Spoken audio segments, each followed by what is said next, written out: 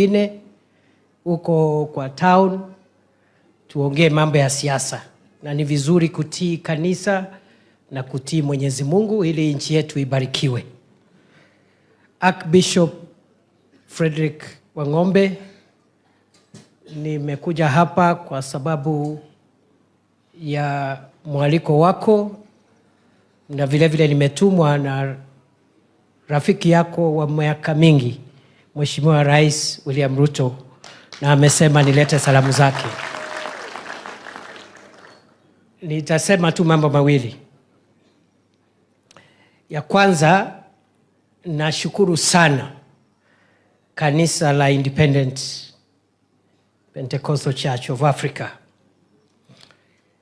ikiwa kanisa ambalo wakati Kenya ilikuwa na matatizo ya kiutawala, watu wakatoka nchi za mbali wakakuja wakachukua nchi yetu,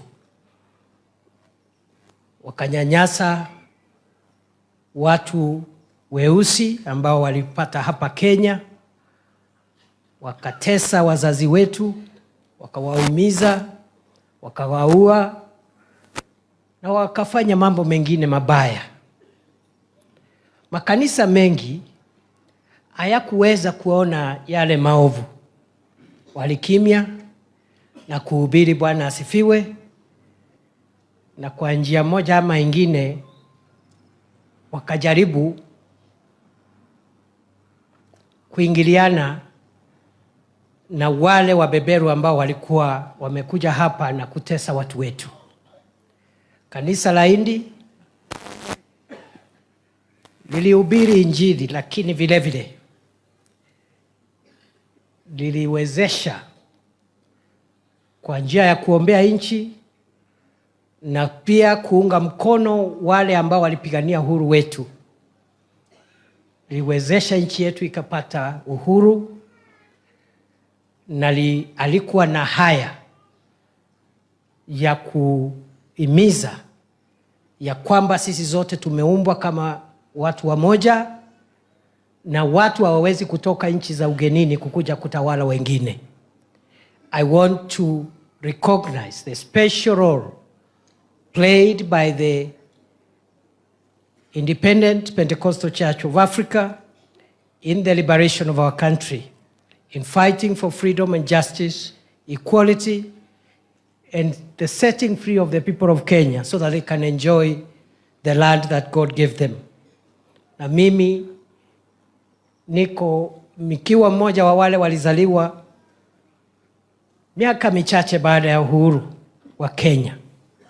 Mimi na wengine wengi wa umri wangu na wale wengine wadogo tunajivunia kazi nzuri na bidii, jasho na hata damu ambayo ilimagwa na watu wengi kukomboa nchi ya Kenya. Na katika hiyo historia, kanisa la Indi liko katikati ya hiyo historia. Thank you very much for fighting for the independence of our country and for standing firm to preach the gospel without fear or favor, and for making Kenya what it is today. Hiyo ndio jambo ya kwanza. Jambo ya pili na ya mwisho ni kwamba sisi ambao tuko na nafasi mbalimbali za uongozi, tukiongozwa na rais na wale wengine wote katika vitengo mbalimbali, serikali ya kitaifa, serikali za kaunti, utawala huu ama serikali iliyopo sasa haina vita vyovyote na kanisa.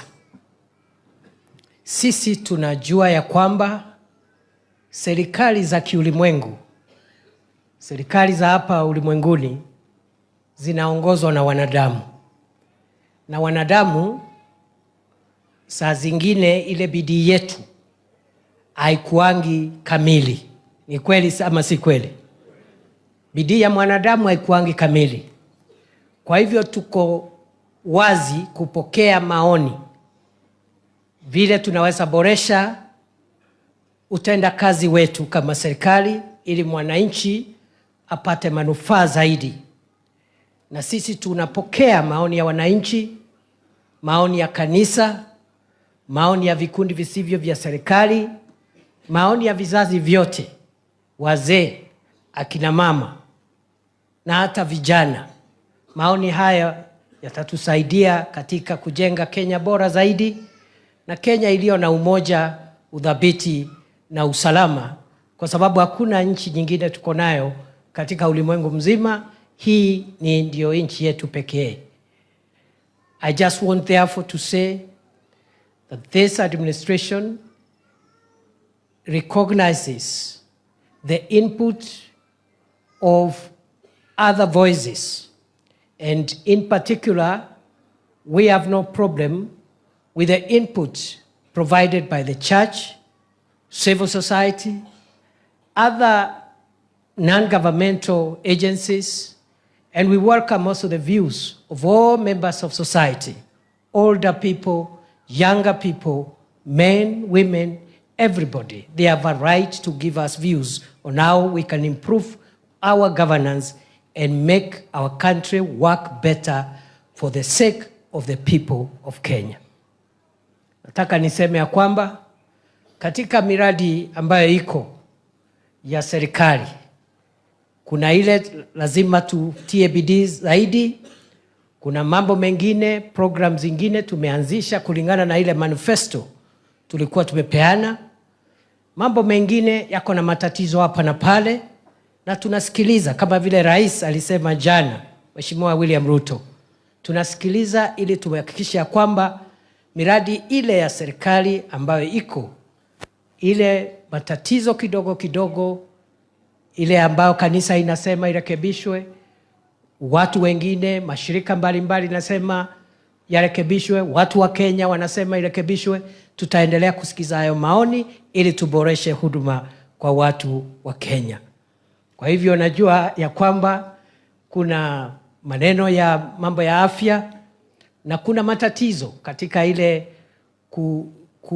kutoa ile huduma ilikuwa hapo na kuanzisha huduma ingine bora. Katika hapo katikati ya kubadilisha, kuna ile wazungu wanaita teething problems ambazo zinaonekana inatatiza wananchi.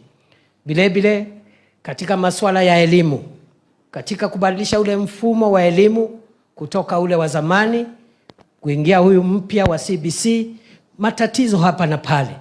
Na mambo mengine mengi ambayo serikali hii inaendelea kuanzisha ili kuboresha maisha ya watu wetu wa Kenya. Matatizo yaliyomo, tukizikizana kama taifa, tukiheshimiana kama taifa, tutaweza kuyatimiza na kumaliza yale matatizo na kuboresha maisha ya watu wetu. It is possible. The Bible says in Psalms 133 that how blessed is it when brethren live together in unity. And being united doesn't mean you don't have different views. Just like in your own families, in our own families, we have different views. But the families don't break simply because different members of the family have different views. Kwa hivyo mimi nina hakika ya kwamba Kenya iko na siku nzuri za hapo mbeleni. We have a good future as a country. Sijui kama mnaamini hivyo nyinyi. Mnaamini hivyo? Nchi yetu iko nafasi nzuri. Tuko na matatizo ndio, hatukatai.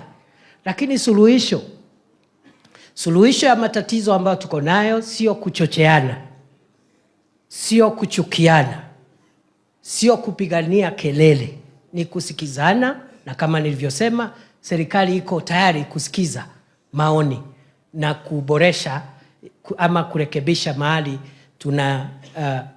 tunaona ya kwamba kuna matatizo hapa na pale. Jana tulikuwa kule Embu, watu wengi walikuja pale katika ile hafla ya kanisa ya Katoliki na tulikuwa na siku nzuri. Nataka niseme nikiwa hapa Kirinyaga, vile nimefurahi kwa sababu nimeona hapa you are all united. We might be having different opinions, but you are all united. Na nishukuru hii kanisa kama nilivyosema. This is a church that believes in the truth and the church that believes in correcting government in a way that is respectful but still effective, because you don't have to be rough to be effective. You don't have to be rough to be effective. Na mimi nataka mkiniruhusu Archbishop wa Ng'ombe niseme jana mahali tumekuwa, nimesikiza sana viongozi vile walisema, nilisikia vile rais alisema, na vile nilisikia vile kiongozi wetu rais mstaafu pia alisema, Mheshimiwa Uhuru Kenyatta. Alituambia mambo mawili, ya kwamba Kenya hii ni nchi moja na sisi zote ni watu wa moja. We are one people and Kenya is one country. Ni kweli ama si kweli? Ni kweli ama si kweli? Kenya hii kutoka Mombasa mpaka Turkana, kutoka Loitoktok mpaka Moyale, ni nchi moja na ni nchi yetu sisi zote. Kuna watu wamezaliwa hapa Kirinyaga, lakini kwa sababu nimetembea Kenya hii sana sana, wakati huu nimekuwa waziri wa usalama, ukienda kule Wajir utakuta watu wamezaliwa hapa Kirinyaga wanafanya kazi huko. Si ni kweli? Kule Eldoret, kule Lamu, kule Kisumu, kule Bungoma, Kitale, kuna watu wamezaliwa hapa Central, wa asili ya Kikuyu, wa Meru, wa Embu, lakini wanafanya kazi huko. Mombasa, kila mahali. Nilikuwa Mombasa, tulikuwa na waziri huko Friday. Kuna watu wengi huko. Na huko wanafanya kazi na kutafutia watoto wao riziki. Wanaishi kwa umoja na wale watu wako kule, wale ambao walizaliwa kule. So we must defend the unity of our country. We must protect the unity of our country. Na ile kuboresha umoja wa nchi yetu ni kuishi kwa amani na kupendana na kujua ya kwamba hakuna mtu amechagua mahali amezaliwa.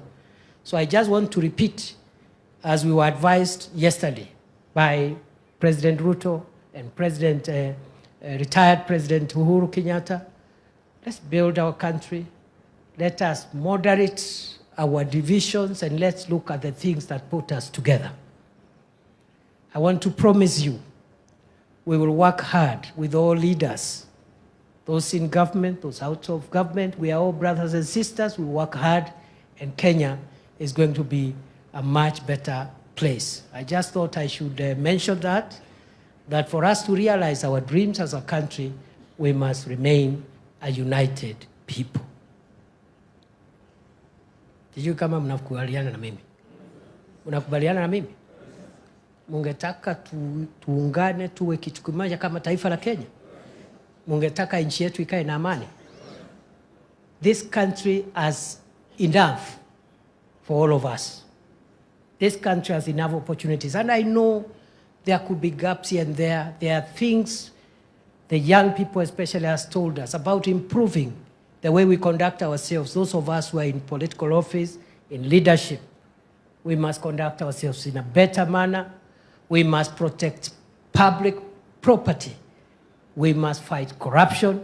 All those things, I want to assure you, we will commit ourselves to make sure that we respect the input of the people of Kenya that requires us to be modest, to have a small, lean, effective government, and to respect public property, so that people who steal public property find their way to places where criminals belong. Hatutajenga hii nchi kama tunaendelea kuibaiba mali ya umma. Kwa hivyo mimi niko hapo kwa mshikamano wa taifa, na niko hapo nikisaidia rais, nikiwa nyuma yake. Niko hapo katika kuunganisha hii nchi yetu ya Kenya, na vile vile kusaidia rais ili yale mambo ambayo tungetaka ifanyike kwa wananchi wetu ifanyike kwa njia ya haraka. Na nikifika hapo, mimi nasema nimeshukuru, nimesema asante sana. Tutakuja hapa kwa sababu kuna hizo miradi umesikia Mheshimiwa GK ametaja. Kuna projects mbili hapa, moja ni ile ya Special Economic Zone, na kuna project ingine ya County Aggregation and Industrial Park hapo Sagana. Kwa hivyo tutarudi hapa kuinspect progress, ndio zikiwa tayari Mheshimiwa Rais akuja afungue, na hiyo ndio kazi yangu, kukuja tu anytime, even on a weekday, naita waheshimiwa na wenzangu tunaangalia, kwa sababu the report we have is that the speed at which some of our government projects are going is very slow, and that is what is bringing frustration to our people. So mimi kama mtu ya mkono ya rais, kazi yangu ni kusaidia kuharakisha, ili at least tuwe na mambo ambayo yataleta afueni kwa watu wa Kenya, kwa sababu rais hawezi kupatikana kila siku kuwa kila mahali. Na tuko timu kubwa, tuko na wabunge, tuko na governors, tuko na senators, tuko na MCAs, tuko na maafisa wa serikali, mawaziri. Kwa hivyo tuko na timu kubwa ambayo tukifanya kazi pamoja tutasaidia nchi yetu. Nawatakia kila laheri na nawaombea Mwenyezi Mungu. Archbishop, niseme ya kwamba mimi binafsi, kwa sababu Archbishop wewe umekuwa rafiki yangu. Kuna siku tulikuja na rais huko Bahati ya PCA. Kuna siku ingine Mheshimiwa Rais siku hiyo akiwa naibu rais alinituma kule Mukaru hapo Nyeri, diocese hapo, tukakuja tukasaidia. Kwa hivyo hata mimi kidogo ni mti ya hindi kidogo. Wakati mnahesabu marafiki, hata mimi siko mbali sana. Lakini mwenye amesimama na nyinyi kabisa miaka mingi ni Mheshimiwa Rais. Kwa sababu hata hizo nimemention, yeye mwenyewe ndiye alikuwa amenialika huko nimsaidie ili aendelee kuwa support. Mimi sasa nitakuwa mmoja wa wale mnaweza ita kila siku, hata nisipofika natumana. Every time you have something, let me know.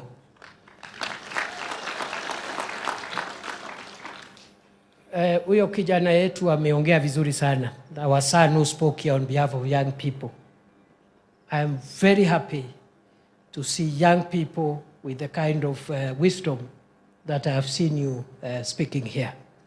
Because the pride of a nation is in bringing up responsible younger people who will take over the affairs of our country when we, the older people, have exited the stage.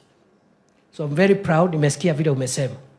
So kwa ruhusa ya Archbishop ataniambia how I need to support you so that you can be effective in the mission. Archbishop tumesema tunaonana baadaye wiki hii, Mungu akimjalia, na atanipatia proposal muongee na Archbishop, ataniambia so that I support you to be effective in the mission. And secondly, nimesikia unataka serikali iharakishe ubunifu wa nafasi za kazi. Vijana wengi wakitoka kanisani siku ya Jumatatu, Jumanne, wengine wako na familia, wengine wanategemewa na wazazi wao wapate riziki. So I am going to be in the front line to make sure that I support the empowerment of young people, job creation, so that we can have a younger generation of people who are motivated, strong, and defenders of our country, so that in the future they take over the responsibilities we are having today. Nimesikia vile mama amesema kwa mambo ya akina mama. Na nimekwambia me am available, and I believe in the power and influence of women in society. We are all products of women. We are all born by women. We've been raised by women. And we know what women can do, even with very little. Sometimes sisi wanaume tunakuanga na shida ya kumanage maneno. Lakini wamama wakipata support tu kidogo, wanasongesha. So hata mimi saa ingine wakati naona network inapungua ya kujimanage, nasukuma kwa mama namwambia shika hii, tengeneza maneno hapa. Ile kidogo umemwachia utaona inakuwa multiplied. Ile nyingi kidogo niko nayo sijui inaendanga wapi. So madam, we will support you also. Then also through the Archbishop, I will also know what I need to do for this archdiocese to support the Women Council and the Women Movement. Ya mwisho, Archbishop, mimi hii mahali tunaanza leo, na nimesikiza vile umetuhubiria, hii headquarters tunajenga na nyinyi. Simiti kipungua niambie. Sio lazima ufanye event. Niambie tu simiti imefanya nini? Si M-Pesa iko? Si paybill iko? Account number iko? So, what's the problem? So, sio lazima tuwe tungojee sijui siku sijui fulani. Anything that you require. Mpaka hii mahali tusimamishe headquarters nzuri. Watu wakuwe wanakuja kutoka mbali, wanapata baraka hapa, wanapata fariji ya kiroho. We want to have a modern headquarters of this archdiocese. Na kwa heshima ya kanisa, mimi nikiwa nilizaliwa na katika familia ya uchungaji. Kwa hivyo naelewa mambo ya kanisa. Mimi nikiwa hapo na nikiwa rafiki pia wa Archbishop Ong'ombe. Nataka niwahakikishie hii safari tunasafiri pamoja. Usiniache nyuma. Na nikisikia mko na something hapa na sijui, mimi nitalalamika. Lakini sitaenda kwa press, mimi nitalalamika kwa heshima kwa sababu sitaki kuembarrass our spiritual fathers. Kwa hivyo mimi nimeshukuru, nimefika hapa siku ya leo. Na mnajua mambo ya harambee tulisimamisha. Harambee tulisema mambo ya harambee, Mheshimiwa Rais alisema kwa sababu ya ile abuse ilikuwa hapo, wanasiasa wanatumia harambee kuja kufanya mambo yao. Sio hawa, kwa sababu hawa mmesikia ni watu waungwana. Very honorable people, you know. They are not looking for much publicity, they just want to be blessed. So mambo ya harambee hiyo mpaka rais atupatie mwelekeo. Nafikiri kuna sheria inafanywa ya kuregulate mambo ya harambee. And I'm sure we'll go that direction. However, mambo ya kutoa sadaka haijafungwa. Kuna mtu anafungia mtu asitoe sadaka? Hakuna sheria inaweza fungia mtu asitoe sadaka kwa sababu hiyo ni amri ya Mungu. Na katiba ina recognize mambo ya Mwenyezi Mungu. It starts in the preamble, oh God, recognizing the God of all creation. Isn't it? Kwa hivyo sisi ile tuko nayo ni kutoa nini? Sadaka. Wengine wametoa na hata mimi nikubaliwe nitoe nini? Ya kujenga headquarters. Mambo ya harambee tungojee sheria ile itatengenezwa ya kutusaidia. Sijui kama tumeelewana. Nawashukuru wote ambao wametoa sadaka. Mimi nimetumwa na sadaka ya rais ya shilingi milioni 5.